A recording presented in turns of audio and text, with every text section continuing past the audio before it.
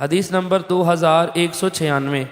حضرت ابو ذر رضی اللہ عنہ سے مروی ہے، فرماتے ہیں میں رسول اکرم صلی اللہ علیہ وسلم کی خدمت میں حاضر ہوا تو آپ خانہ کعبہ کے سائے میں بیٹھے ہوئے تھے۔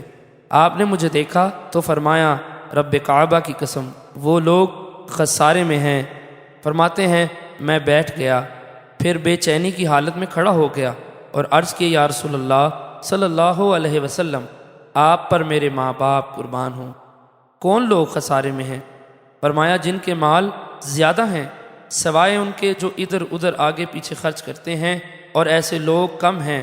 نیز فرمایا جو لوگ اونٹوں، گایوں اور بکریوں کے مالک ہیں اور ان کی زکوٰۃ ادا نہیں کرتے، وہ قیامت کے دن پہلے سے زیادہ موٹی تازی آئیں گی اور ان کو اپنے سینگوں سے ماریں گی اور پاؤں سے روندیں گی۔